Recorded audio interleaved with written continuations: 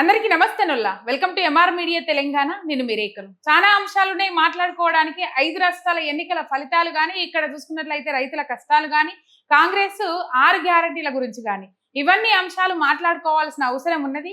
ఈ అంశాలన్నీ మనతో చర్చించడానికి సామాజిక రాజకీయ ఆర్థిక నిపుణులు వి ప్రకాష్ అన్న ఉన్నారు.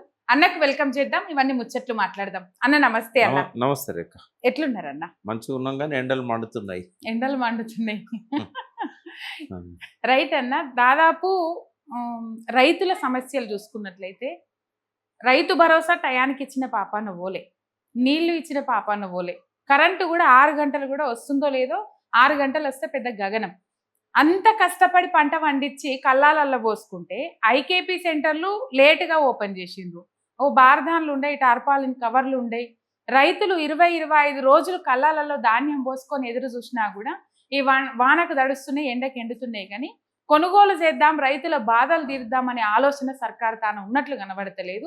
కేబినెట్ సమావేశాలు అని చెప్తాను, కేబినెట్ సమావేశాలు దారి మల్లుతున్నాయి కానీ రైతుల సమస్యలు చర్చకు వస్తలేవు. ఏం చెప్తారన్న? ఒక అసమర్థ ప్రభుత్వం ఎట్లా నిర్ణయాలు తీసుకోవాలనో తెలియదు, ఎట్లా అమలు చేయాలనో తెలియదు, వచ్చే కష్టాలు ఏందో తెలియదు. ఇప్పుడు మనము రైతులకు ఒక అవగాహన ఉంటుంది. ఏంటంటే వాళ్ళు వర్షాలు పడకముందే పొలాన్ని అంత చదం చేసుకుంటారు. అంటే పొరక కానీ ఏమన్నా చెట్లున్నా కూడా సిద్ధం చేస్తారు. వర్షం పడేసరికి మడులు సిద్ధంగా ఉండాలి. తర్వాత ప్రతి దగ్గర కూడా రైతు ముందు జాగ్రత్తను వ్యవహరిస్తాడు. కానీ ప్రభుత్వం దగ్గర ఆ తెలివి లేదు, ఆ ముందు జాగ్రత్త అనేది లేదు. దానివల్ల ఏమవుతున్నది, ఇప్పుడు గోడౌన్స్లో నిండా వడ్ల బస్తాలున్నాయి, ఎడబెట్టుకోవాలి మరి. అందుకే పొలాల్లో తడుస్తున్నాయి. ముందే ఖాళీ చేయాలి కదా. ఏదో 1-2 దేశాలకు ఒక దేశానికి పంపినట్టున్నారు, దాన్నే ఘనంగా చెప్పుకున్నారు అసెంబ్లీలలో. అయితే ఇప్పుడు వాస్తవంగా ఏ ఎఫ్సిఐ గోడౌన్స్ కానీ గవర్నమెంట్ కొనేటి ఇవన్నీ కూడా చూసినప్పుడు ఏంటంటే ప్రతిదీ కూడా నిండుగా ఉంది. వాళ్ళు చెప్తున్న దాన్ని బట్టి అయితే, మనకున్న సమాచారాన్ని బట్టి అంటే కరెక్షన్ అంటే వాళ్ళే సబ్జెక్ట్ టు ది కరెక్షన్.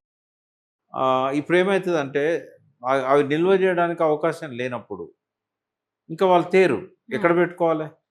కాబట్టి ఇట్లే డిలే చేస్తారు, కళ్ళాలనే ఉంటాయి.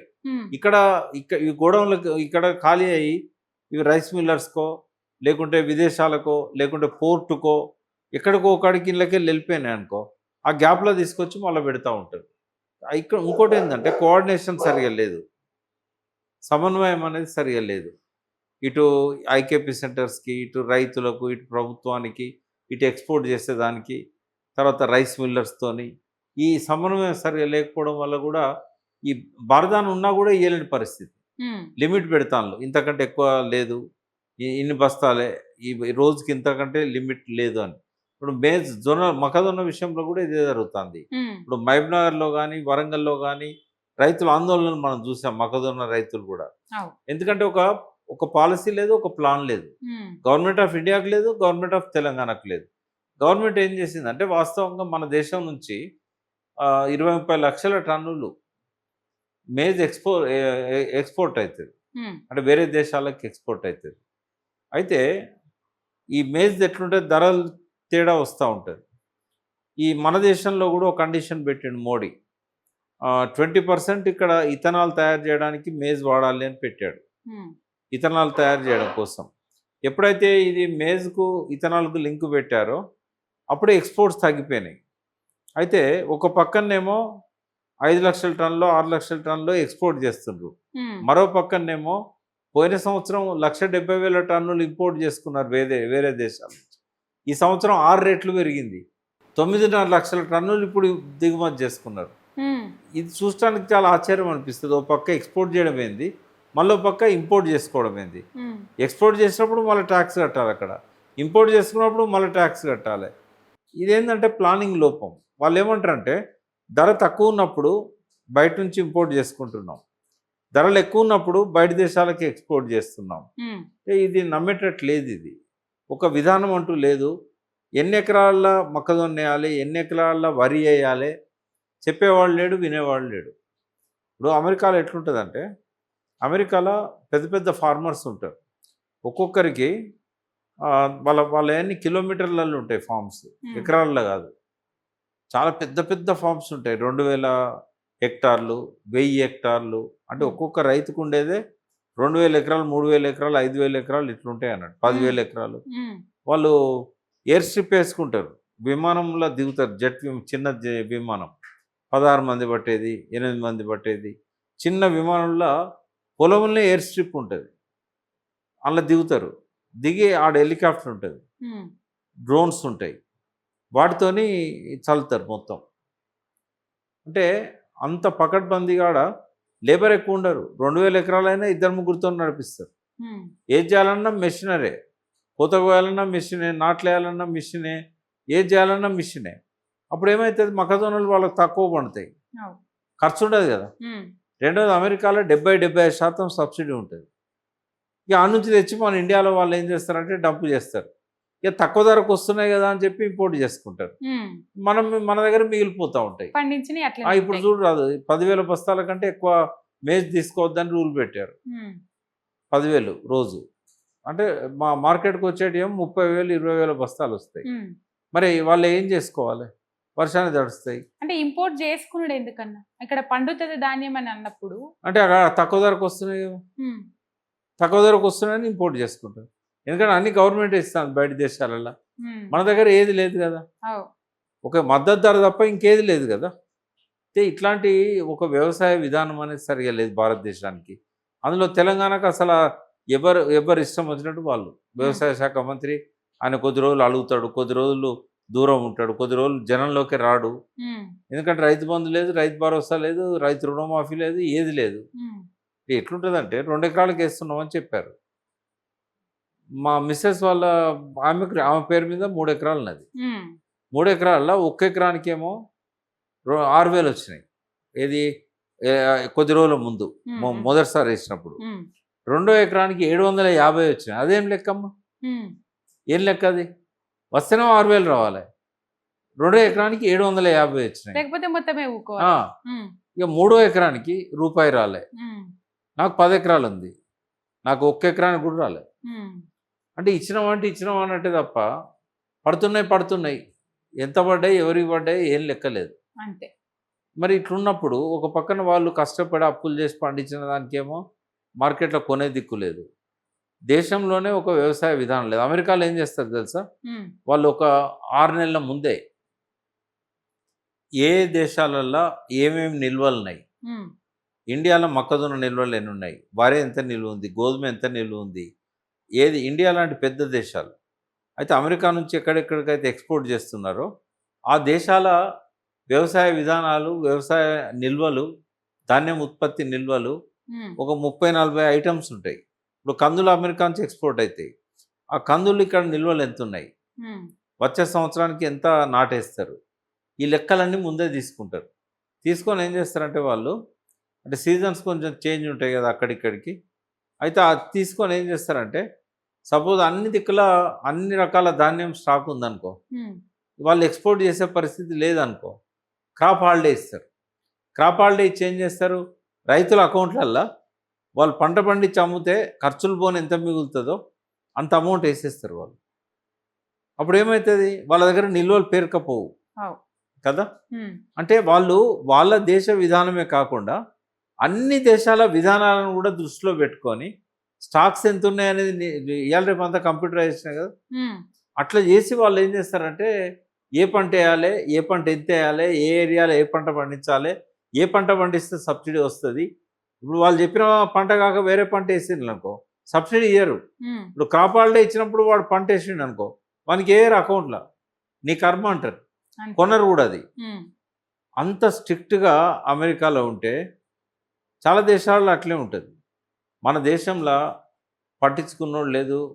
దున్నపోతు ఈనిందంటే దొడ్లే కట్టే అంటారు తప్ప హ్మ్. దున్నపోతు ఈనుతదా? ఇట్లాంటి అధికార వర్గము, ఇట్లాంటి పాలసీ మేకర్స్, హ్మ్. చట్టాలు చేసేవాళ్ళు, విధానాలు రూపొందించేవాళ్ళు, ఓ జల విధానం ఉండదు, ఓ వ్యవసాయ విధానం ఉండదు. కాగితాల మీద ఉన్న దాన్ని అమలు చేయరు. ఓ హ్మ్. క్రాప్ కాలనీస్ ఉండవు. రైతులకు అవేర్‌నెస్ ఇవ్వరు. ఏ టైంలో నష్టం జరిగితే నష్టపరిహారం ఇయ్యరు. రైతుకు పెట్టుబడి ఇయ్యరు. ఇచ్చేదాన్ని ఆపేసిన్లు. ఏమనంటే కేసీఆర్ అప్పులు చేసిండు. హ్మ్. కానీ కేసీఆర్ 9 ఏళ్ళు చేసిన అప్పు నువ్వు రెండేళ్లనే చేసినావు కదా. అవును. 3.5 లక్షలు అఫీషియల్ గవర్నమెంట్ నుంచి చేసింది. ఉమ్, సరే కేసీఆర్ గవర్నమెంట్ కొంత కార్పొరేషన్ నుంచి చేసింది, కానీ దాని ద్వారా మళ్ళీ పే చేసే అవకాశం ఆ ప్రభుత్వానికి ఉంది. ఉమ్, ఈ గవర్నమెంట్ చేసిన అప్పే చూస్తే 3.5 లక్షల కోట్లు 9.5 ఏళ్ళలో కేసీఆర్ చేస్తే 2 ఏళ్ళలో ఈయన చేసిండు కదా. అవును. మరి ఏం చేసిండు కేసీఆర్ అన్న? జిల్లాలలో కానీ తాలూకాలలో కానీ ఆఫీసులు కట్టించాడు, సమగ్ర కలెక్టరేట్ కట్టించిండు, సెక్రటరేట్ కట్టించిండు. ఎక్కడ చూసినా కూడా మనకు స్ట్రక్చర్స్ కనబడతా ఉన్నాయి. ఉమ్, తర్వాత ప్రతి రైతు అకౌంట్లో కోవిడ్ వచ్చినప్పుడు కూడా డబ్బులు వేసాడు. ఉమ్, తర్వాత సంక్షేమానికి లోటు రానియకుండా అందరికీ ఆసరా పెన్షన్స్, తర్వాత రిటైర్ అయిన వాళ్ళకు కూడా ఎప్పటికప్పుడు పెన్షన్స్, ఇట్లా అన్ని రకాలుగా ఆయన చేయగలిగాడు. మరి ఈయన అప్పులు తెచ్చి ఏం చేసిండు? ఏ పథకాన్ని అమలు చేశాడు? ఇవి తప్ప అంటే అంటే జనాలలో బాగా పోయింది కదా అన్నకే. మామూలుగా ఇప్పుడు రేవంత్ రెడ్డి మీద వ్యతిరేకత ఎంత ఉన్నదో, ప్రజలు పథకాలు అమలు చేస్తలేరు అన్న దాని మీద కేసీఆర్ అప్పు చేయడం వల్లనే రేవంత్ రెడ్డి పథకాలు అమలు చేస్తలేడని ముచ్చట జనాలలో ఇప్పటికీ ఉన్నది బలంగా. జనాల్లో ఉన్నది. ఉమ్, ఇప్పుడు ప్రతిపక్షంలో ఉన్న రేవంత్ రెడ్డి కావచ్చు, మిగతా మంత్రులు కావచ్చు, వాళ్ళ సోషల్ మీడియా కావచ్చు, అప్పులు చేసిండు దివాలా తీయించిండు, అప్పులు చేసిండు దివాలా తీయించిండు అని ఎంతైతే చెప్పారో, ఉమ్, మేము అప్పులు చేసినా కూడా ఆస్తులు పెంచినాం, సంపద పెంచినాం. తలసరి ఆదాయం 97,000 రూపాయల నుంచి 3,12,000 కోట్లకు తీసుకెళ్ళినాం. ఉమ్, 3,50,000 కోట్లు దాదాపు ఉమ్, తీసుకెళ్ళినాం. 3,50,000 97,000 నుంచి 3,50,000 ఉమ్, తలసరి ఆదాయం. ఉమ్, తర్వాత 3 లక్షల కోట్లకు పైన ఉన్న జిఎస్డిపి అంటే రాష్ట్ర స్థూల ఉత్పత్తి మొత్తం అన్ని వనరుల ద్వారా, పరిశ్రమలు, వ్యవసాయ ఉత్పత్తులు అన్నిటి ద్వారా రాష్ట్రానికి వచ్చే ఆదాయాన్ని సంవత్సరానికి, ఉమ్, అంటే ఆదాయం అంటే ప్రభుత్వ ఖజానాకే కాదు, ఈ రాష్ట్రంలో ఉత్పత్తి అయ్యేది మొత్తం విలువ 3,25,50,000 కోట్ల దాకా ఉండే. ఉమ్, దాన్ని కనీసం 13,50,000 కోట్లకు పెంచాడు కేసీఆర్. ఉదాహరణకు ఐటీ ఎగుమతులే ఉన్నాయి కదా, ఉమ్, 58,000 కోట్లు ఉండేది ఏది 2014 కంటే ముందు. ఉమ్, అవి దాదాపు 3 లక్షల కోట్లు దాటినాయి. మరి కేసీఆర్ అప్పులు చేసి ఇవన్నీ చేసిండు కదా. ఉమ్, ఇది చెప్తలేరు ఎవరు. 29,000 కోట్ల ట్యాక్స్ ఆదాయం వచ్చేది, ఉమ్, లక్ష- ఆదాయ వనరులు పెరిగింది చెప్తలేరు. 1,12,000 కోట్లకు పెంచిండు. ఉమ్, ఆయనే అప్పు చేసినా కూడా సంపద సృష్టించిండు, ఉమ్, ప్రొడక్టివ్ సెక్టర్ మీద ఖర్చు పెట్టిండు, ఉత్పాదన రంగం మీద ఖర్చు పెట్టిండు. ఉమ్, బట్ రేవంత్ రెడ్డి ఏడ ఖర్చు పెట్టిండు? ఉమ్, ఆయన అప్పుతోని కాళేశ్వరం ప్రాజెక్టు కట్టిండు. ఉమ్. అందులో ఉన్న 28 ప్యాకేజీలలో దాదాపు 20 ప్యాకేజీలలో వర్క్స్ దాదాపు అయిపోయినాయి. జనాలు ఆ, లెక్కలు అడగరన్నా. ఈ కేసీఆర్ చేసిన అప్పుకే ఈయన అప్పు చేసి మిత్తి కట్టిండు. అంటే ఇప్పుడు అడిగిపోతుంది అది కదా. చేయాలంటే ఉమ్, మిత్తి కట్టేదానికంటే ఎక్కువ సంపద సృష్టించిండు కదా. ఉమ్, ఇప్పుడు బడ్జెట్ అదివరకు ఎంత ఉండేనమ్మా? 62,000 కోట్లు ఉండే అవు. విడిపోయినప్పుడు. ఉమ్, దాదాపు 2.5 లక్షల కోట్లకు పోయింది కదా. అవు. ఇవాళ రేవంత్ రెడ్డి 3 లక్షల కోట్ల బడ్జెట్ పెట్టిండంటే పెట్టిండు. ఆ కేసీఆర్ నిర్మించిన ఆర్థిక పునాదుల మీదనే కదా. ఉమ్, మరి ఏ రంగంలో చూసినా పెరిగింది. లాస్ట్ 2.5 ఇయర్స్లో తగ్గుతూ వస్తాను. అవును. రేవంత్ రెడ్డి చేసే ప్రచారం ఏదైతే ఉన్నదో, ఆయన కానీ ఆయన క్యాబినెట్ మంత్రులు కానీ ఆయన సోషల్ మీడియా కానీ దాన్ని కౌంటర్ చేయడంలో ఎందుకో బీఆర్ఎస్ పెడుతున్న ఎఫర్ట్ సరిపోతలేవు. ఉమ్, బీఆర్ఎస్ కూడా సోషల్ మీడియా ఉంది, బీఆర్ఎస్ నాయకులు కూడా మాట్లాడతారు, ఉమ్, కానీ ఎఫెక్టివ్గా మాట్లాడతలేరు. ఉమ్, ఇప్పుడు కనీసం నేను ఆ పార్టీకి సంబంధం లేని ఒక విశ్లేషకుని, ఉమ్, ఈ స్థాయిలో కూడా మాట్లాడే వాళ్ళు కనబడతలేదు. ఉమ్, మాట్లాడితే హరీష్ రావు మాట్లాడాలి, లేకపోతే కేటీఆర్ మాట్లాడాలి. సార్ కేసీఆర్ గారు ఎప్పుడో బహిరంగ సభలలో ఆనాటి ఉన్న పరిస్థితి మీద మాట్లాడతారు. ఉమ్, కాబట్టి ఇంకా ఎక్కువగా ప్రజల్లోకి ఈ విషయాలను తీసుకుపోగలిగితే రేవంత్ రెడ్డి ప్రచారాన్ని తెరబడుతుంది. ఇప్పుడున్న పద్ధతిలో ఎట్లున్నదంటే, రేవంత్ రెడ్డి పథకాలు ఇస్తలేడంటే ఖజానా ఖాళీ చేసిండు కదా కేసీఆర్ అంటున్నారు. అది పోయింది జనాల్లోకి. పోయింది. అయితే లెక్కలతో పాటు చెప్పగలగాలి. ఉమ్, కేసీఆర్ ఖజానా ఖాళీ చేయలేదు, ఖజానాకు ఆదాయాన్ని పెంచిండు, ఉమ్, బడ్జెట్ పెంచిండు. ఇది చెప్పకపోతే రేవంత్ రెడ్డి అప్పులన్నీ కూడా ఆయన తెచ్చిన అప్పుల మీద వడ్డీలు కట్టడానికే సరిపోతుందని. ఉమ్, రేవంత్ రెడ్డి ఉందాతనం లేకుండా ఏ రకమైన అంటే కనీసం ఒక ముఖ్యమంత్రికి ఉండాల్సిన ఏమంటారు దాన్ని, ఆ విలువలు కూడా లేకుండా ఉమ్, ఇష్టం వచ్చినట్టు అబద్ధాలు చెప్తున్నాడు. అసెంబ్లీలో అబద్ధాలే చెప్తున్నాడు, బహిరంగ సభల్లో అబద్ధాలే చెప్తున్నాడు, మీడియా ముందు కూడా అబద్ధాలే చెప్తున్నాడు. ఉమ్, ఇవి అబద్ధాలని చెప్పి ఆయనను ఎండగట్టే విషయంలో కేవలం ఒక మాట అంటే సరిపోదు. అబద్ధాల కోరు అంటే కాదు. ఉమ్, ఆయన ఆడిన అబద్ధమేంది, ఉమ్. దాని అనుకున్న నిజమేంది? దాని అనుకున్న నిజమేంది, ఉమ్. ఓపికతో చెప్పాలి. అవు. అసెంబ్లీలో చెప్పాలి, బయట చెప్పాలి. ఆయన ఎన్నిసార్లు మాట్లాడితే అన్నిసార్లు కౌంటర్ చేయాలి. ఉమ్, పత్రికల్లో కూడా ఇవాళ వన్ సైడ్ మీడియా అంతా రేవంత్ రెడ్డి బాగా ఊపుతాను. అవును. ఆ బాగా ఊతున్నప్పుడు మనం ప్రజల్లోకి తీసుకెళ్లాలంటే మన మీడియాను శక్తివంతం చేయాలి. ఒక పత్రిక ఉంది, ఉమ్, ఆ పత్రిక సర్క్యులేషన్ పెంచాలి. ఉమ్, ఆ పత్రికను ప్రతి ఇంటికి పోయేటట్టు చేయాలి. ఇప్పుడు వాస్తవంగా ప్రతిపక్ష పార్టీలకు సంబంధించిన పత్రికలనే ప్రజలు ఎక్కువ చదువుతారు. అవు. కానీ ఇక్కడ ఒకే ఒక్క పత్రిక ఉన్నా కూడా నమస్తే తెలంగాణ ఒకటే నమస్తే కనబడుతది. తెలంగాణ ఒక్కటే ఆధారం. ఉమ్, చాలా మంచిగా వస్తాయి అందులో ఎడిటింగ్స్ కానీ, ఉమ్, విషయాలు కానీ, వాటి మీద వివరణ కానీ, ఉమ్, మంచి అట్రాక్టివ్ క్యాప్షన్స్తో చాలా బాగా పెడతారు. 8 పేజీలో కూడా మంచి మంచి వ్యాసాలు వస్తాయి. ఉమ్, కానీ ఆ పత్రిక ప్రజల్లోకి పోవాలి కదా, అవు. ఎవరు తీసుకుపోవాలి? ఉమ్, ఇది పార్టీ పత్రిక అని అందరికీ తెలుసు. ఉమ్, తెలిసినప్పుడు పార్టీయే తీసుకుపోవాలి. ఇప్పుడు 60 లక్షల మంది కార్యకర్తలు ఉన్నప్పుడు ఉమ్, కనీసం 30 లక్షల సర్క్యులేషన్ ఉండాలి కదా. ఉండాలి. మరి ఎట్లా తెలుస్తుంది? ఇప్పుడు ఎవరో కొద్ది మంది చదువుతారు, అది కూడా బీఆర్ఎస్ నాయకులే చదువుతారు. వాళ్ళు చదివిన వాళ్ళు మాట్లాడరు. ఉమ్, ఇప్పుడు వాళ్ళ టాకింగ్ పాయింట్స్ వస్తాయి, మాలాంటి వాళ్ళు రాసిన వ్యాసాలు. ఉమ్, ఈ పాయింట్స్ని హైలైట్ చేస్తూ బయట మాట్లాడాలి కదా. అవు. టీ న్యూస్ కొంతవరకు ఏంటంటే వాళ్ళు స్టోరీలు చేస్తున్నారా, డైరెక్ట్ చూస్తారు కాబట్టి ప్రజల్లో కొంతవరకు ఉంది. అది కూడా ఇంకేంటంటే వ్యూవర్షిప్ డెవలప్ చేయాలి. ఉమ్, అంటే ప్రభుత్వానికి ఉన్నాయి 100 అయితే కేసీఆర్ గారికి ఉన్నాయి 2. ఉమ్, ఒకటి ఎలక్ట్రానిక్ మీడియా, ఒక పత్రిక, కొన్ని ఏమన్నా సోషల్ మీడియాలల్లో మీలాంటి అభిమానులు ఎవరన్నా ఉంటే వాళ్ళు ఉమ్, ఉన్న వాస్తవాలను బయట పెడతారు. ఉమ్, మాలాంటి వాళ్ళని పిలిచి కూర్చోబెట్టుకుంటారు. వాళ్ళ మా మీడియాలను అయితే మమ్మల్ని పిలవరు, పిలిచినా మేము పోము. అవు. అయితే ఈ ఈ విషయంలో బీఆర్ఎస్ నాయకులు చాలా కష్టపడాల్సి ఉంటుంది. జనంలోకి ఈ ఉన్న పవర్ఫుల్ మీడియా అనేది సోషల్ మీడియా కావచ్చు, మెయిన్ స్ట్రీమ్ మీడియా కావచ్చు, పత్రికలు కావచ్చు. కానీ వాళ్ళే వీళ్ళని రివర్స్ అటాక్ చేస్తారు కదా నా సోషల్ మీడియాని మాత్రమే నమ్ముకున్నది బీఆర్ఎస్ పార్టీ అని చెప్పేసి.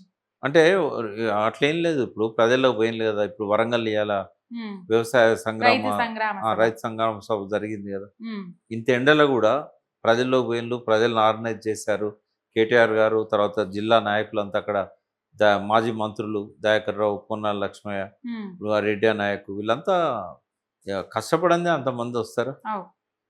రైతులలో పోలేదనేది తప్పు. ఇప్పుడు ఉమ్, కేసీఆర్ గారు 3 రోజుల నుంచి కేటీఆర్ గారు ప్రజలనే ఉంటున్నాడు కదా. జనగామ ఇవన్నీ తిరుగుతున్నాడు కదా, ఉమ్, సిరిసిల్ల. ఆయన కాన్స్టిట్యున్సీ కాకుండా బయట కూడా తిరుగుతున్నాడు. హరీష్ రావు గారు అయితే ఎప్పుడు ప్రజల్లోనే ఉంటున్నాడు.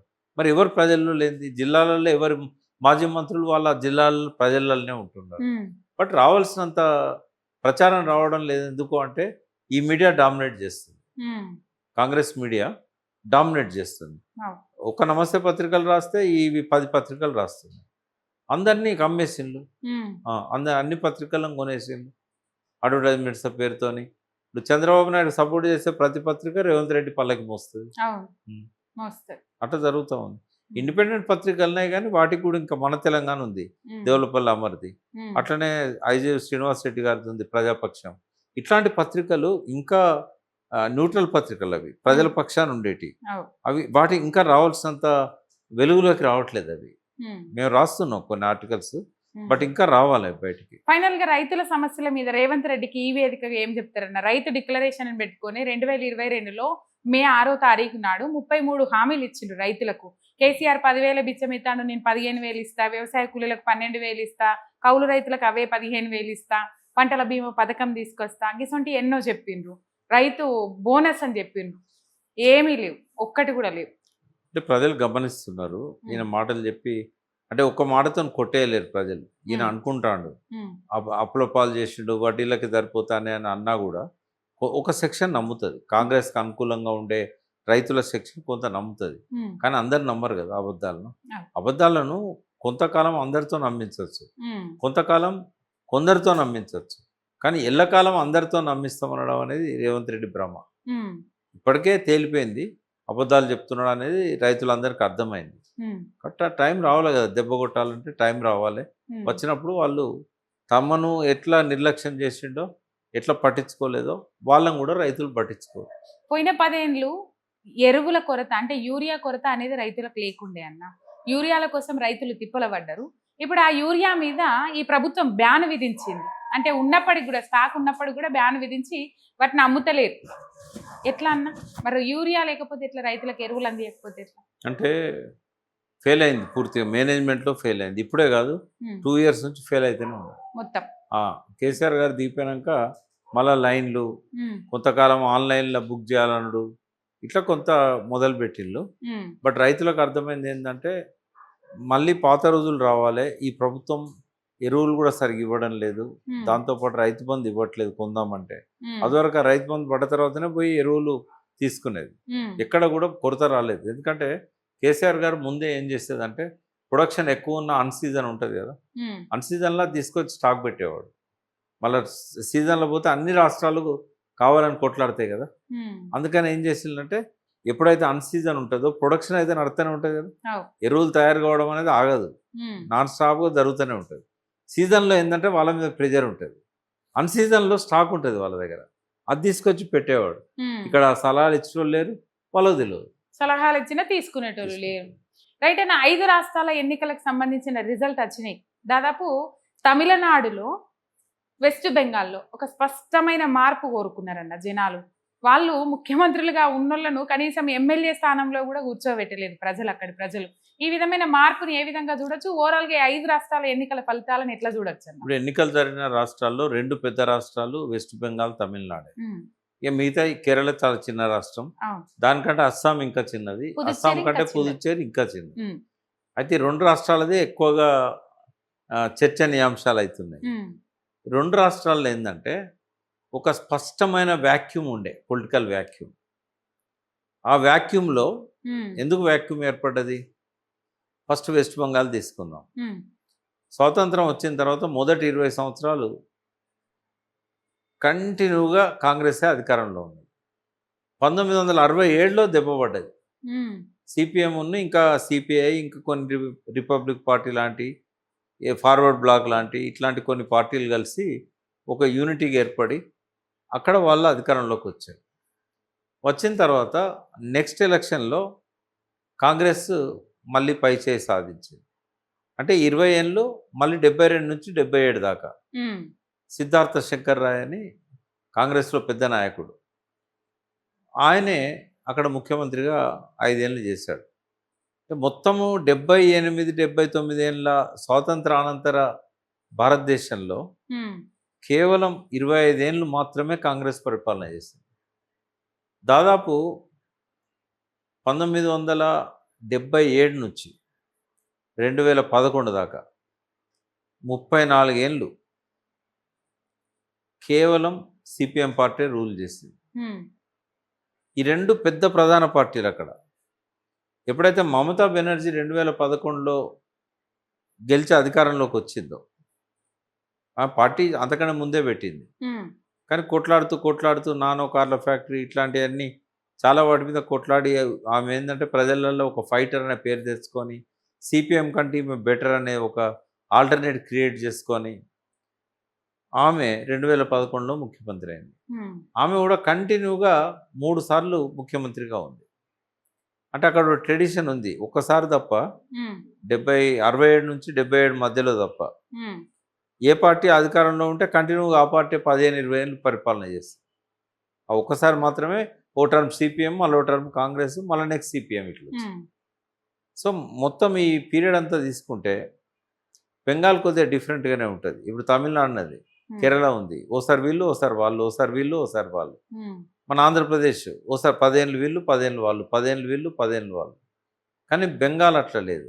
బెంగాల్ ఏంటంటే కంటిన్యూగా మంచిగా పరిపాలన చేసే వాళ్ళని కంటిన్యూగా ఇస్తున్నారు. ఉమ్, ఇప్పుడు కూడా ఆమె తనంతట తను ఓడిపోలేదు. దీదీ చెప్తున్నది మమత, నేను ఓడిపోలేదు, నేను రాజీనామా కూడా చేయను పో అన్నది. అంటుంది. ఉమ్, వాస్తవంగా ఆమె ఓడిపోలేదు. ఉమ్, తేడా ఏంటంటే ఒక 4%, 41% ఈమెకు వచ్చింది ఓట్ బ్యాంకు, ఉమ్, 45% బీజేపీకి వచ్చింది. ఉమ్, కానీ సీట్లలో మాత్రం చాలా తేడా ఉంది. ఉమ్, ఈ దాదాపు 26 లక్షల ఓట్లనేమో తీసేశారు. 90 లక్షలు. 90 లక్షల ఓట్లు తీసేశారు. ఉమ్, ఈ 90 లక్షల ఓట్లలో 26 లక్షలు వేరే స్టేట్ల, ఉమ్, ఉమ్, 90 లక్షలు, ఈ 96 లక్షలు ఏమో చేశారు దాదాపు. ఉమ్, ఈ ఓట్లల్లో కొన్ని జెన్యున్ కూడా ముస్లిం ఓట్లు పోయినాయి. పోయినాయా అన్న? పోయినాయి. ఉమ్, అది ఒక నష్టం. ఎందుకంటే అవి ఖచ్చితంగా ఆమెకు పడే ఓట్లు. ఎందుకంటే అక్కడ కాంగ్రెస్ లేదు. బీజేపీని ఎవరెవరు కొడితే వాళ్ళకు పడతాయి. బెంగాల్లో ముస్లిం చాలా ఉంటారు, చాలా ప్యాకెట్స్లలో ఉంటారు, అర్బన్లో ఉంటారు. సో అది ఒక నష్టమైంది దీదీకి. రెండవది ఏంటంటే లక్షలాది మంది సైనికులను తీసుకొచ్చి, మిలిటరీని తీసుకొచ్చి, సిఆర్పిఎఫ్ తీసుకొచ్చి మొత్తం ఒక భయానక వాతావరణాన్ని క్రియేట్ చేశారు. బూత్ క్యాప్చరింగ్ కూడా అయి ఉంటుంది నాకు తెలిసి. ఇట్లాంటివన్నీ కూడా ఈ సర్ అనే పేరుతో జరిగిన ఈ ఓట్ల తొలగింపు కావచ్చు, ఈ భయభ్రాంతులను చేసే పద్ధతి కావచ్చు. ఇక బీజేపీ గెలవాలనుకున్నప్పుడు అన్ని పద్ధతులు దిగజారుతుంది. వెనకటి విలువలు లేవు వాళ్ళల్లో. సో ఏది ఏమైనా కూడా తక్కువ మార్జిన్తోనే ఆమె సీట్లను పోగొట్టుకున్నది. బట్ ఇవాళకి కూడా ఒక బలమైన ప్రతిపక్షంగా నిలబడ్డది ఆమె. 80 సీట్లకు పైన వచ్చినాయి కదా. సో మమత ఇవాళ పక్కకు నెట్టబడ్డా కూడా ఆమె ఒక ఫైటింగ్ స్పిరిట్ ఉన్న ఆమె ఖచ్చితంగా మళ్ళీ ప్రతి సమస్య మీద కొట్లాడుతుంది. అయితే బెంగాల్లో ఏమైందంటే అటు కాంగ్రెస్ 0 అయిపోయింది, సిపిఎం అయితే అడ్రస్ లేకుండా పోయింది. అంటే సగం స్వాతంత్రం వచ్చినాక దాదాపు 39 ఏళ్ళు దాదాపు కమ్యూనిస్టులు పరిపాలించింది, 25 ఏళ్ళు వీళ్ళు. అంటే 64 ఏళ్ళు దాదాపుగా పరిపాలన చేసిన ఈ 3 టర్ములు తప్ప, ఇది 2011 నుంచి 2026 వరకు ఒక 15 ఏళ్ళు తప్ప 60 ఏళ్ళ పైన పరిపాలన చేసిన ఈ రెండు పార్టీలు 0కు రావడం అనేది ఒక విషాదం. ఆ ప్లేస్లో బీజేపీకి అవకాశం వచ్చింది. తర్వాత ఒక మార్పు చూద్దామని చెప్పి ఎమ్మెల్యే కూడా గెలవలేదు కదా అన్న. అంటే ఎట్లుంటే స్టాలిన్ కూడా గెలవలే కదా. ఒక్కోసారి ఎట్లుంటుంది అంటే గాలి విసిరితే అందరూ ఓడిపోతారు. ఒకటి ముచ్చట ఏంటంటే బయటకు వస్తుంది, దాదాపు మమతా బెనర్జీ ఓడిపోయిన తర్వాత వెస్ట్ బెంగాల్ నుంచి మూటలు చదువుకొని చాలా మంది జనం బయటికి వెళ్ళిపోతా ఉన్నారు. వాళ్ళు ఎక్కడి నుంచి వచ్చిర్రు? బంగ్లాదేశ్ నుంచి వచ్చిర్రా, బర్మా నుంచి వచ్చిర్రా, ఏం నుంచి వచ్చిర్రు? వాళ్ళకి నిజంగా ఇక్కడ సిటిజన్షిప్ ఉన్నదా, లేకపోతే వాళ్ళు అక్రమంగా వచ్చిండ్రా అన్న అనుమానాలు వస్తూ ఉన్నాయి. అంటే ఆమె అట్లా మెయింటైన్ చేయగలిగిందా అన్న? లేదు, అట్లని కాదు. అంటే వీళ్ళంతా కటువుగా ఉండదు కదా. బంగ్లాదేశ్ నుంచి ఇన్ఫిల్ట్రేషన్ ఉంటుంది ఆడ. బంగ్లాదేశ్కు వాళ్ళకి మధ్యలో ఒక నది అడ్డం కదా. ఆ నది మీద తెప్పలేసుకొని దాటి బార్డర్ పెద్దగా ఉంటుంది కాబట్టి వస్తారు. కానీ దాన్ని లోతుగా పరిశీలించాలి. ఏది ఏమైనా కూడా బీజేపీ అనేది ఇవాళ ఏ రాష్ట్రంలో ఏ ప్రాంతీయ పార్టీని ఉండనిస్తలేదు. బట్ ఎంత చేసినా కేరళలో కానీ, తమిళనాడులో కానీ, తెలంగాణలో కానీ వాళ్ళు ఉనికి అయితే ఉంటుంది. బట్ ఎక్కడ కూడా అధికారంలోకి వచ్చే అవకాశం లేదు. వాళ్ళు మిగతా దేశంలోని అన్ని రాష్ట్రాల్లో కూడా వాళ్ళకు అవకాశం ఉండొచ్చు, కానీ 3 రాష్ట్రాల్లో మాత్రం సుదూర భవిష్యత్తులో వాళ్ళు రాలేరు. ఇక తమిళనాడు సంగతి చూసినప్పుడు ఏంటంటే ఇప్పుడు తమిళనాడులో డిఎంకే అన్నా డిఎంకే ప్రతిసారి వీళ్ళు వాళ్ళు వచ్చేటోళ్ళు. ఒకసారి 2 టర్ములు డిఎంకే వచ్చు, 2 టర్ములు ఎందుకంటే పవర్ఫుల్ లీడర్స్ ఉండేవాళ్ళు. అటు జయలలిత, ఇటు కరుణానిధి. జయలలిత ఎప్పుడైతే చనిపోయిందో అది ముక్కలైంది ఏఐడిఎంకే. ముక్కలయ్యేసరికి ఒక వ్యాక్యూమ్ ఏర్పడ్డది. అదివరకు సినిమా యాక్టర్లు ఎంతోమంది, విజయకాంత్ వచ్చిండు, కమల్ హాసన్ వచ్చిండు, ఎవరు కూడా పర్ఫార్మెన్స్ సరిగా లేకుండే. ఎప్పుడైతే ప్రజల్లో క్రేజ్ ఉన్న నాయకుడు, సినిమా నాయకుడు విజయ్కి విపరీతమైన క్రేజ్ ఉంది. ఆ తమిళనాడే కాదు, భారతదేశం అంతుంది, ప్రపంచం అంతుంది. ప్రతి ఇండియన్ ఇష్టపడతాడు విజయ్ని చాలా. నేనైతే వెతుకుతూ ఉంటాను విజయ్ ఏమన్నా డబ్ చేసినవి ఉన్నాయా తమిళ సినిమాలని. అంటే ఎక్కువ మెసేజ్ ఓరియంటెడ్ ఉంటాయి కాబట్టి. అంటే ఒక మెసేజే కాదు, ఆయన స్టోరీ సెలెక్ట్ చేసుకునేటప్పుడు కావచ్చు, తర్వాత ఆయన ఎక్స్ప్రెషన్స్, యంగ్ జనరేషన్కు బాగా ఇష్టమైన నటుడు విజయ్. 39% ఓట్లు 18 నుంచి 19 సంవత్సరాల మధ్యలో వేసిందంట. అదే పాత ఓటర్ల మీదనేమో ద్రవిడ ప్రభావం ఉంటుంది. పెరియార్ రామస్వామి నాయకర్ దగ్గర నుంచి నిన్న మొన్నటి దాకా స్టాలిన్ దాకా ఏదైతే ప్రభావం ఉందో ఆ ప్రభావం ఏజ్డ్ ఓటర్లలో ఉంటుంది. యంగ్ ఓటర్లలో దాని ప్రభావం లేదు. దానికి ఫెయిల్యూర్ కారణం ఏంటంటే ఇదే జయలలిత, ఇదే స్టాలిన్. యంగ్ జనరేషన్ను ఆ ద్రవిడ భావజాలంతో వాళ్ళు పెంచలేదు. దానివల్ల ఏమైంది, ఇప్పుడు విజయ్ గెలుపు అనేది ఆ ద్రవిడ అస్తిత్వానికి ఒక పెద్ద ప్రమాదంగా తయారైంది. నేను హిందువుని అనిపోయాడు, వాళ్ళు హిందువులం అన్నారు, మేము ద్రవిడలం అంటారు. అయినా కూడా యంగ్ ఓటర్స్కి ఆ ద్రవిడ సంస్కృతి ఏందో తెలియదు. ఇప్పుడు తెలంగాణలో కదా తెలంగాణ ఉద్యమం కాలంలో పుట్టని వాళ్ళంతా ఇవాళ ఓటర్స్ ఆయనలు. వాళ్ళు కేసీఆర్కి ఎందుకు వేస్తారు? వాళ్ళు కేసీఆర్ మీద రేవంత్ రెడ్డి చెప్పేదని నమ్ముతారు వాళ్ళు. 1,60,000 ఉద్యోగాలు ఇచ్చినా కూడా ఉద్యోగాలు ఇవ్వలేదు, ఇంటికో ఉద్యమం అన్నాడు అని చెప్పి ఏదైతే ప్రచారం చేసిండో ఈ యంగ్ ఓటర్స్ మీద అదే ప్రభావం ఉండే కదా. వాళ్ళకి ఓట్లు లేకున్నా తల్లిదండ్రుల దగ్గర పోయి మీరు వేయొద్దని చెప్పి బస్సులు వేసుకొని పోయి ఇట్లా జరిగింది. ఇది తమిళనాడులో కూడా ఏమైందంటే ఇక్కడ తెలంగాణ అస్తిత్వానికి ఎట్లా మచ్చ వచ్చిందో అబద్ధాల వల్ల, అక్కడ కూడా ఏమైందంటే ద్రవిడ సంస్కృతి ప్రభావం వీళ్ళ మీద లేకపోవడం వల్ల ఈ విజయ్కి భారీ మెజార్టీ వచ్చింది, కలిసి వచ్చింది. వాస్తవంగా ఏంటంటే రాబోయే రోజుల్లో వాళ్ళు కళ్ళు తెరవాలి, మళ్ళీ యంగ్ జనరేషన్ మీద ఆ ద్రవిడ సంస్కృతి ప్రభావాన్ని పెట్టాలి. కానీ ఇక్కడ ఏమైందంటే ఏఐడిఎంకే లేకపోయేసరికి స్టాలిన్ మీద కూడా కొంత వ్యతిరేకత వస్తుంది కదా 5 ఏళ్ళు పరిపాలన చేసిన తర్వాత. ఆడొక వ్యాక్యూమ్ క్రియేట్ అయింది.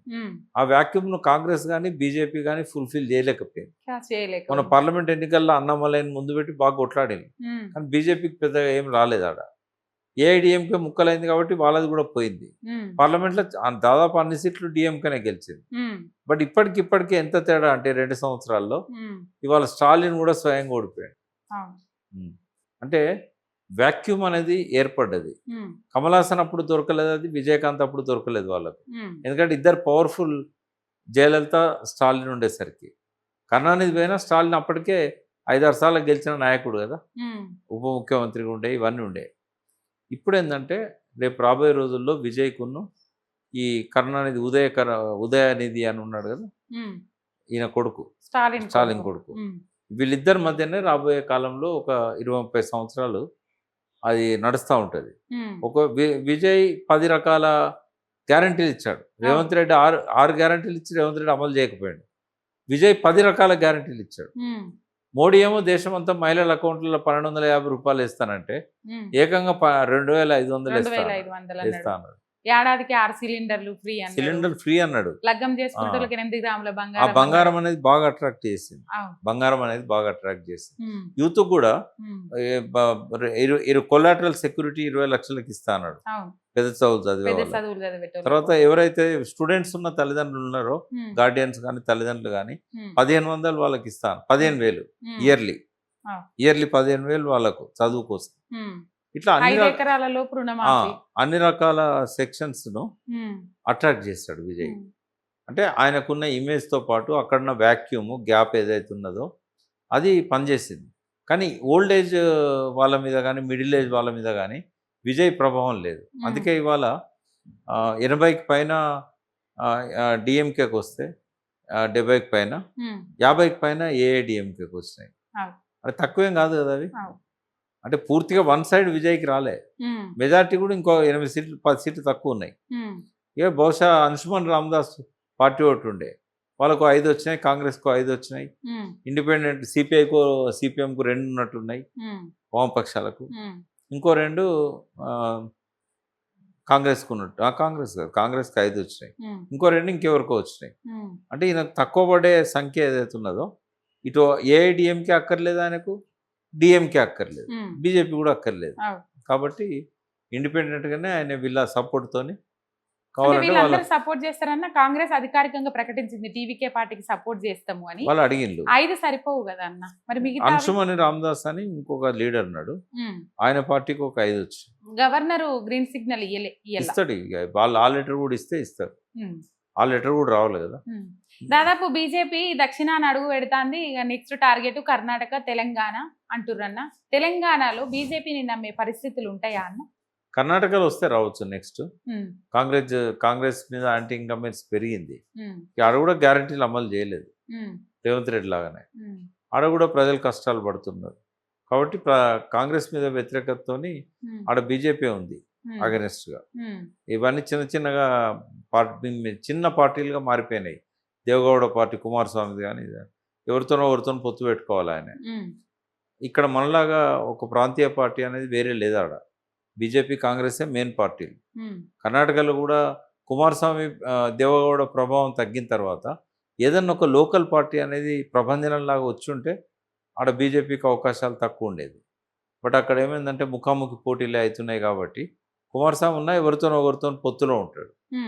కాబట్టి అక్కడ యాంటీ ఇన్కంబెన్సీ అనేది కొంత పనిచేసే అవకాశం ఉంది. అది చీలిపోయే అవకాశం లేదు.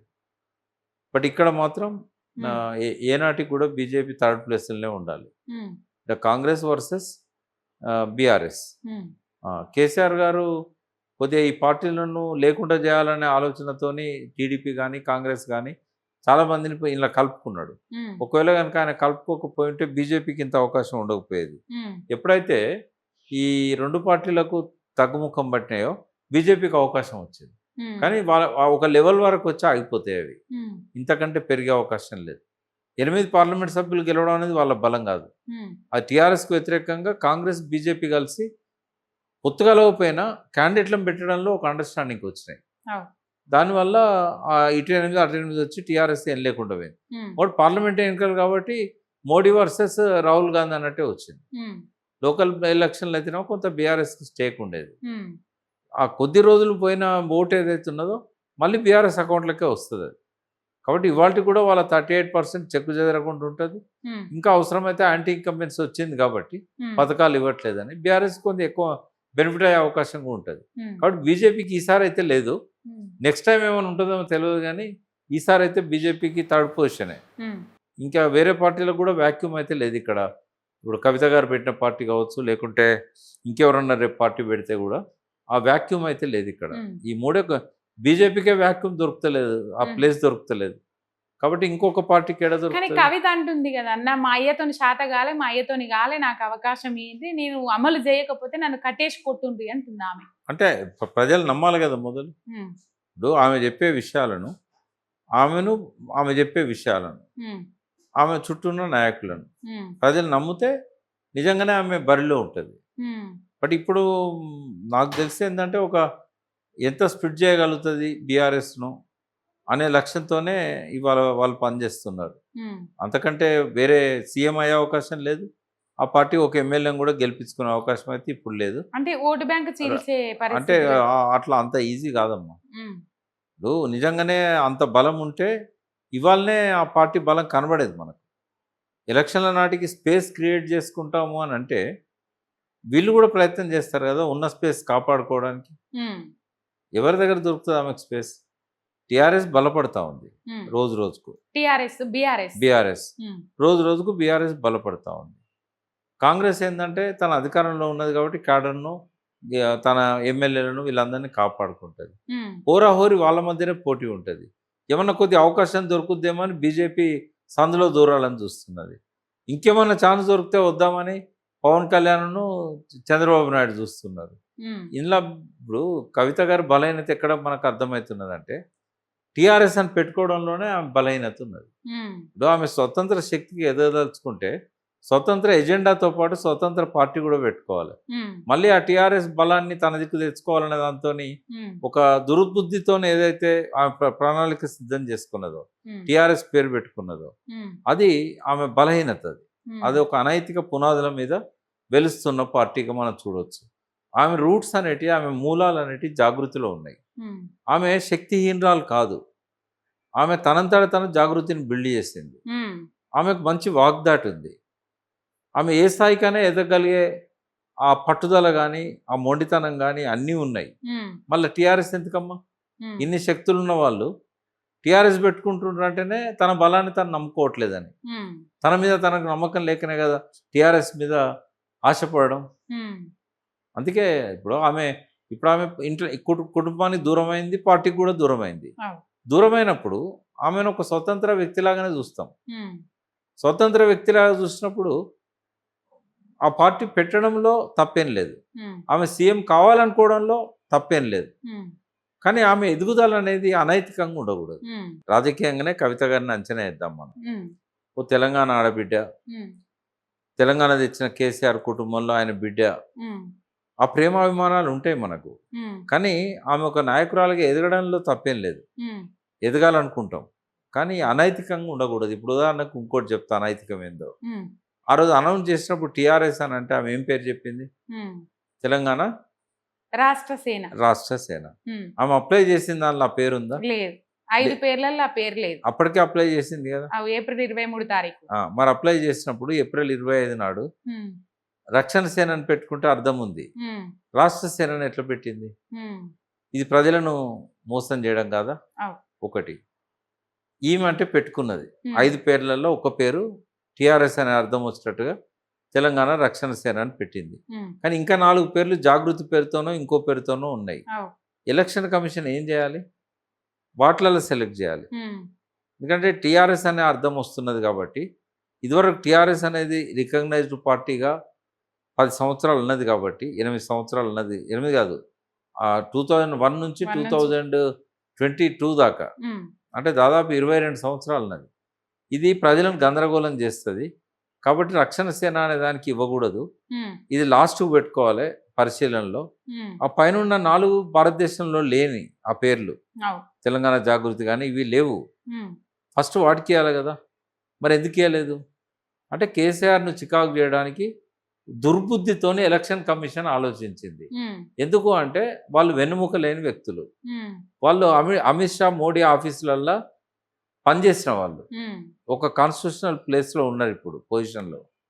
వాళ్ళు స్వతంత్రంగా నిర్ణయాలు తీసుకోవాలి. ఉమ్, మరి అట్లా తీసుకోకుండా ఎలక్షన్ కమిషన్ ఇవాళ బెంగాల్ ఎన్నికలలో ఎలక్షన్ కమిషన్ను ఇవాళ దీదీ ఏదైతే అంటున్నదో ఇక్కడ కూడా అదే జరిగింది. ఉమ్, నీవు ఎతికి ఆ పేరు ఎందుకు ఇవ్వాలి ఆమెకు? నీకున్నది కానీ నిర్ణయాధికారం. మిగతా 4 ఇట్లకి ఎందుకు ఇవ్వలేదు? ఆమె మూలాలన్నది ఎలా? జాగృతిలో. జాగృతిలో. ఉమ్, మరి జాగృతిలో మూలాలన్నప్పుడు జాగృతి పేరు పెట్టుకుంటే ఆమెకు ఎక్కువ పట్టు దొరుకుతుంది. అవు. అంటే తెలంగాణ అంటే కేసీఆర్ ఎట్లనో జాగృతి అంటే కవితలాగా అయింది. ఉమ్, ఆమె కాంట్రిబ్యూషన్ అన్నది కదా. ఉమ్, ఉద్యమ ప్రతీకగా బతుకమ్మను తీసుకొచ్చి మహిళలను ఇన్వాల్వ్ చేయడంలో కవిత కాంట్రిబ్యూషన్ ఎవరన్నా కాదంటమ్మా? అన్నారు. ఇవాళ ఆమె కుటుంబానికి దూరమైనా, టీఆర్ఎస్కు బీఆర్ఎస్కు దూరమైనా కూడా ఆమె ఆమె చేసిన పనులనైతే మనం కొట్టేయలేం కదా. ఉమ్, ఆమె కాబట్టి చెప్పుకునే పనులలో కూడా అదే మొదటి పని ఉంటుంది. అదే మొదటి పని కదా. ఉమ్, కాబట్టి ఆమె మూలాలు ఎన్ని ఉన్నాయో ఆ పేరు ఆమెకు శోభనిస్తుంది. ఉమ్, కేసీఆర్ తెలంగాణ మూలాలున్నాయి కాబట్టి ఆ తెలంగాణ పేరుతో అది మార్చినట్టయితే అది డెఫినెట్గా ఆయనకు ప్లస్ అవుతుంది. ఇప్పటికైనా అప్లికేషన్ పెట్టుకుంటే టీఆర్ఎస్ వస్తుంది. ఉమ్, వచ్చినప్పుడు ఈ 2 టీఆర్ఎస్ పేరు మీదే జనంలోకి పోతే ఉమ్, కారు గుర్తు కేసీఆర్ను చూస్తారా, లేదా గంట గుర్తో ఇంకో గుర్తో? అది గంట గుర్తు ఈయన లేదు, ఆ పార్టీ పేరే అది కాదు. ఉమ్, ప్రజలకు మాత్రం బ్యానర్ మీద గంట గుర్తు అని పెట్టింది, ఉమ్, తెలంగాణ రాష్ట్ర సేన అని పెట్టింది. ఉమ్, ఇది బ్లఫ్ చేయడం కదా ప్రజల్ని. అవు. నేను అనైతిక పునాదుల మీద ఈ పార్టీ వెలిసిందని చెప్పడానికి, ఉమ్, పార్టీ అప్లికేషన్ పెట్టకముందే, పేరు పెట్టిన ప్రకటించడం. అప్లికేషన్లో ఆ పేరు లేకముందే ఉమ్, ఒక తప్పుడు పేరు మనకు ప్రచారం చేసింది. ఉమ్, ఆమె కార్యకర్తలను వంచింది, ప్రజలను వంచింది. ఉమ్, ఒక కొత్తగా పార్టీ పెట్టేవాళ్ళు క్లీన్ హార్ట్తో రావాలి, క్లీన్ హ్యాండ్స్తో రావాలి. ఉమ్, పెట్టడమే అనైతికంగా ఉంటే ఎట్లా? రెండవది, నీకు బలం ఉన్నదని మేమందరం నమ్ముతా ఉన్నాం. ఉమ్, చరిత్ర కూడా రుజువు చేసింది ఉమ్, నువ్వు స్వతంత్రంగా ఎదగగలిగే బలమైన దానివి అని. ఉమ్, మరి నువ్వెందుకు పరోక్షంగా మళ్ళీ టీఆర్ఎస్ పేరు పెట్టుకొని ఉమ్, ఆ పేరుతోనే ఓట్లను దండుకోవాలనే ఆలోచన ఎక్కడిది? అందుకే ఇప్పుడు ఆమెకు నా అడ్వైజ్ కూడా ఏంటంటే, ఉమ్, నువ్వు నిజాయితీగా ఎదుగు. మంచి పాంచజన్యంలో మంచి 5 రకాల డిమాండ్స్ ఏవైతే పెట్టిందో అవి మంచి, అవి ప్రజలు అభినందిస్తారు. ఉమ్, కానీ అందులో కూడా 1-2 చేర్పులు చేయాల్సి ఉండే. ఉమ్, నువ్వు మహిళలకు 33% ఇస్తానని చెప్తున్నావు, అవు. అందులో లేదు. సామాజిక వర్గాలకు సామాజిక తెలంగాణ అంటున్నావు, మరి మేమెంతో మాకంత వాటా అని బీసీలు అడుగుతున్నారు. ఉమ్, రేవంత్ రెడ్డి 42% ఇస్తా అన్నాడు, ఏమీ ఇవ్వలేదు. ఉమ్, మరి మేమెంతో మాకంత అన్నప్పుడు 42 ఇస్తావా? ఉమ్, రేవంత్ రెడ్డి దొంగ లెక్కలలో 46 ఉన్నది బీసీల సంఖ్య, ఉమ్, 46 ఇస్తావా? ఉమ్, మీ నాన్న కేసీఆర్ గారు చేసిన సర్వేలో 61 ఉన్నది, ఉమ్, 61 ఇస్తావా? మేమెంతో మాకంత అని బీసీలు అంటున్నారు. ఉమ్, అది స్పష్టంగా చెప్పాలి కదా. ఉమ్. ఓన్లీ సామాజిక తెలంగాణ అంటే ఎట్లా నమ్ముతారు కానీ బీసీలు? ఆనాడు ఒక్కరికి, ఒక బీసీ బిడ్డకు, ఒక బడుగు బలహీన వర్గాల సామాజిక వర్గాల బిడ్డలకు ఒక్కరికి కూడా అవకాశం ఇవ్వలే మాట్లాడడానికి. అంటే ఏదన్నా కానీ ఇప్పుడు ఆ పార్టీ ఇప్పుడే పుడుతోంది కదా. ఉమ్, నేను ఏమంటున్నా, ఒక పిల్లోడు పుట్టినప్పుడు బాలారిష్టాలతో పుడితే బాధ అనిపిస్తుంది. ఉమ్, హెల్దీ బేబీ కావాలనుకుంటాం మనం. అవు. పుట్టుడే వాడు రోగాలతో పుడితే ఉమ్. ఎదుగుదల ఎట్లుంటుంది? ఉమ్, కాబట్టి ఇప్పటికైనా ఉమ్, కాలం ఏం పోలేదు, ఆమె సరి చేసుకోవాలి. ఉమ్, రెండో, తెలంగాణ సంస్కృతి ఏంటంటే తండ్రిని తిడితే ఎవరు క్షమించరు. ఉమ్, నేను సీఎం పదవి కావాలంటే వేరే పద్ధతిలో ఉందాక ఎదగచ్చు కదా. తండ్రిని నువ్వు ఏ విమర్శ చేసినా, మరో మనిషి అన్నా ఇంకో మనిషి అన్నా ఉమ్, ఎవ్వరు అంగీకరించరు. కేసీఆర్ మనసున్న మనిషి, మరమనిషి కాదు. కేసీఆర్ మనసున్న మనిషి, బిడ్డ కొడుకు పట్లనే కాదు, ఈ ప్రపంచంలో ఎవ్వరి పట్లనైనా మనసున్న మనిషి. కాబట్టి అస్సాంలో వరదలు వచ్చినప్పుడు గౌహతికి ఇక్కడి నుంచి అన్ని రకాలుగా సపోర్ట్ చేశాడు. విమానాల్లో పంపించాడు అన్ని, మందులు కానీ, ధాన్యం కానీ, వాళ్ళకి బియ్యం కానీ, ఆహార ప్యాకెట్లు కానీ. తర్వాత ఎక్కడెక్కడనో ఇప్పుడు బార్డర్లో ఎక్కడనో సైనికుడు చనిపోతే ఎక్కడెక్కడికో పోయి ఆ చనిపోయిన సైనికులకు కంపెన్సేషన్ ఇచ్చాడు. పంజాబ్లో ఉద్యమాలలో రైతులు చనిపోతే ఆ రైతుల కుటుంబాలను ఆదుకున్నాడు. అంటే ఆయన మనసున్న మనిషి కాబట్టే కదా ఇవన్నీ చేసింది. ఇంకోటి, కేసీఆర్ను కంట్రోల్ చేయగలిగే మరమనిషి అంటే ఎవరో నడిపిస్తే నడిచే మనిషి ఉన్నాడా ఈ భూమి మీద ఎవరన్నా? నేను ఉద్యమ కాలంలో అందరికంటే ఎక్కువ సన్నిహితంగా ఉన్నోడిని. హరీష్ రావు గారు, నేను, మాకు తెలుసు ఆయన వ్యక్తిత్వం ఏందో. ఆయన అందరు చెప్పేది వింటాడు కానీ ఎవరి ఇన్ఫ్లుయెన్స్ ఆయన మీద ఉండదు. ఆయన అనుకున్నదే చేస్తాడు. నాకు తెలిసి ఈ రోజు వరకు కూడా, ఈవెన్ ఇంక్లూడింగ్ జయశంకర్ సార్, ఆయన నడిపించిన శక్తులు ఏమీ లేవు. ఆయన తను మాత్రమే తను అనుకున్నది చేయగలుగుతాడు, చేసిండు. అంతేగాని ఆయన జీవితంలో ఎప్పుడూ మరమనిషి కాడు. మరమనిషి అయ్యేటట్టుంటే ఇళ్ళకి ఎందుకు వస్తాడు? చంద్రబాబుతోనే ఉండేవాడు కదా, ఇళ్ళకి ఎందుకు వస్తాడు? అంటే ఒక బిడ్డే తండ్రిని అర్థం చేసుకోలేక, ఒకవేళ అర్థం చేసుకున్నా కూడా ప్రజలల్లో ఆయన ఇమేజ్ దెబ్బతీయడానికి ప్రయత్నం చేస్తే తెలంగాణ ప్రజలు నమ్ముతారా? రెండవది, కడిగిన ముత్యంలాగా బయటపడితే నీ మీద ఉన్న నింద పోతుంది. కానీ ఇప్పుడు నెత్తి మీద కత్తిలాగా నింద ఇప్పటికి ఉంది కదా, మళ్ళీ విచారణ మొదలైంది కదా, మరి ఎట్లా నమ్ముతారు నువ్వు మాట్లాడితే? కానీ చెప్తుండ్రు కదా కడిగిన ముత్యం లాగా బయటకు వచ్చేసిన. అంటే అది ఏమైందంటే చార్జెస్ ఫ్రేమ్ చేసేటప్పుడు సరిగా చేయలేదని చెప్పి విచారణ స్టార్ట్ కాకముందే ఆయన కొట్టేసిండు కేసు. మళ్ళీ దాని మీద విచారణ మొదలవుతుంది. నిజంగానే కేసు అంతా విచారించిన తర్వాత కేసు కొట్టేస్తే కడిగిన ముత్యం అంటారు. ఇప్పుడు బాక్స్ లో పెట్టారు ఆ ముత్యాన్ని, అది బయటికి తీసి మళ్ళీ కడగాలి. అంతేనా? రైట్ అన్న. కాళేశ్వరం తెలంగాణ రాష్ట్రానికి వరప్రదాయిని. మీలాంటోళ్ళు చెప్తేనే ఆ పాఠాలు మాకు జర్ర అర్థమవుతాయి. కాళేశ్వరం అంటే ఏంది, ఏం కథ అనేది.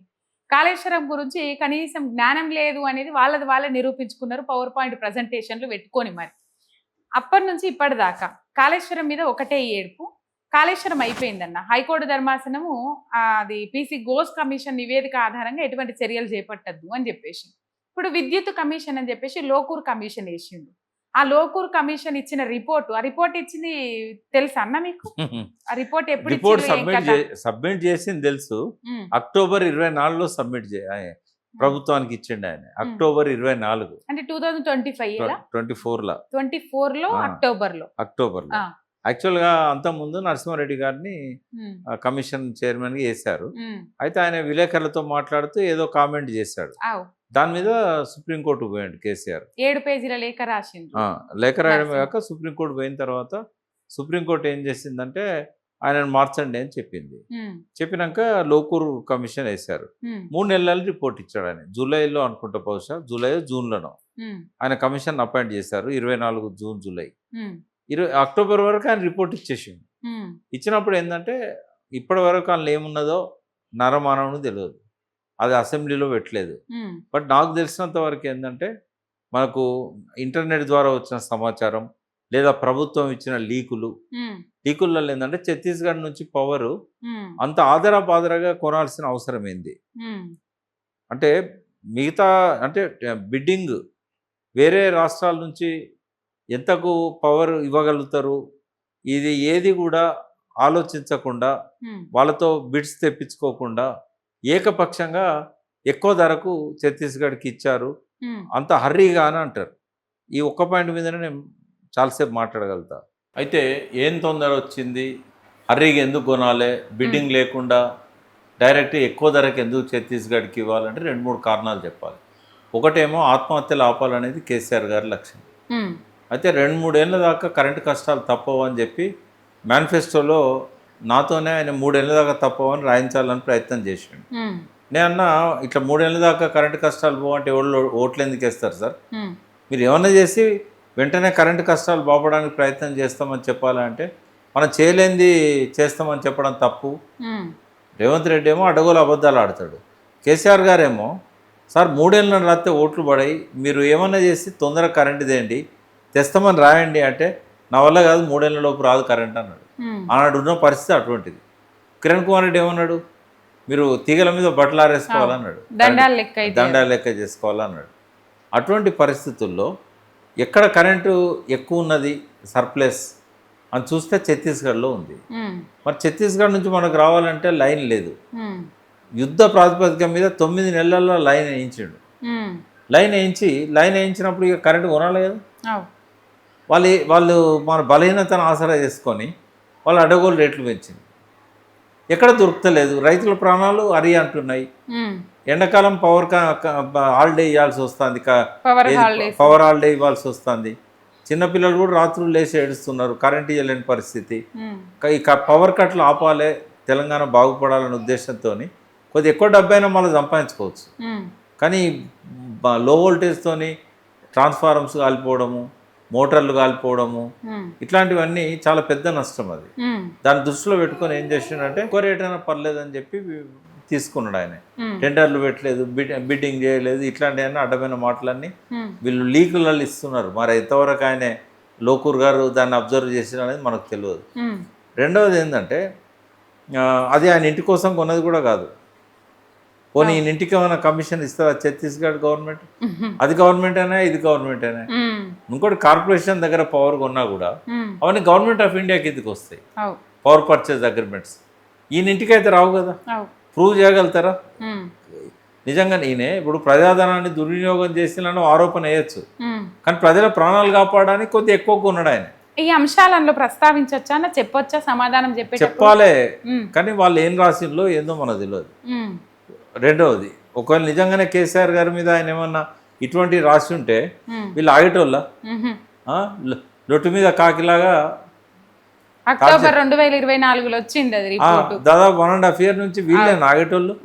ఇన్ని అసెంబ్లీ సెషన్లు వచ్చినాయి, మరి ఎందుకు పెట్టలేదు, టేబుల్ ఎందుకు చేయలేదు? నిజంగానే కేసీఆర్ ను లోకూరు తప్పు పట్టి ఉంటే వీళ్ళు ఊకునే వాళ్ళు కాదు కదా. పీసీ కోసి ఆపిన్లా వీళ్ళు, అడ్డమైన అన్ని కలిపి చెప్పిండ్రు 600 పేజీలు. రెండో పాయింట్ ఏంటంటే దామర్చెర్ల పవర్ ప్లాంట్ ఉంది, అది 4000 మెగావాట్లు. దాదాపు కోల్ బెల్ట్కు దూరంగా ఉంటుంది. అంటే ఒక గైడ్ లైన్స్ ఉన్నది నేషనల్, అంటే జాతీయ స్థాయిలో పవర్ సంస్థలు ఉంటాయి కదా, వాళ్ళు పెట్టిన కండిషన్లో ఏంటంటే గైడ్ లైన్స్ అవి. వాళ్ళు ఏమంటారంటే ఎక్కడైతే బొగ్గు దొరుకుతుందో అక్కడ పవర్ ప్లాంట్స్ పెట్టాలి. నువ్వు తీగల ద్వారా ఎక్కడికన్నా తీసుకుపో, తీగల ద్వారా కరెంటు తీసుకపోతే తక్కువ ఖర్చు అవుతుంది, లాస్ అవుతుంది. కానీ బొగ్గుని తీసుకుపోయి అక్కడ ఉత్పత్తి చేస్తామంటే ఈ ట్రక్కులకు రైలు ఛార్జీలు ఇవన్నీ చాలా ఎక్కువ అవుతాయి. కాబట్టి ఈయన దామరచెర్ల బొగ్గు లేని కాడ పెట్టిండు. బొగ్గు లేదు కానీ నీళ్లు ఉన్నాయి ఆడ, మూసీ నది, వాడపల్లి పక్కన కృష్ణా నది. అయితే అక్కడ పెట్టిండు ఆయన. బొగ్గు ఏదైతే ఉన్నదో ఇక్కడ నుంచి దూరం నుంచి తీసుకుపోవాలి. కాబట్టి అది 1600 కోట్లు ఎక్సెస్ అవుతుంది ప్రతి సంవత్సరం ఈ ట్రాన్స్పోర్ట్ ఛార్జీలు. ఇది తప్పుడు నిర్ణయం అని చెప్పారు. అంటే నీళ్లతో కరెంట్ ఉత్పత్తి అవుతుంది వాళ్ళకి తెలియదు. అంటే నీళ్లతో కరెంట్ ఉత్పత్తి అయ్యేది ఐడల్ పవర్ ప్రాజెక్ట్స్. ఇక్కడ నీళ్లున్న దగ్గర పెట్టడం అంటే బొగ్గున్న నీళ్లు కూడా కావాలి. అయితే ఆయన ఏం చేసిండంటే సరే అక్కడ కూడా ఉంది, కానీ ఇప్పటికే రామగుండం అవన్నీ కూడా చాలా ఓవర్ హీట్ అయిపోయినాయి. అక్కడ పోతే ఇప్పుడు ఈ టైంలో ఇక్కడ కన్నా 4 degrees టెంపరేచర్ ఎక్కువ ఉంటుంది ఈ పవర్ ప్లాంట్స్ వల్ల.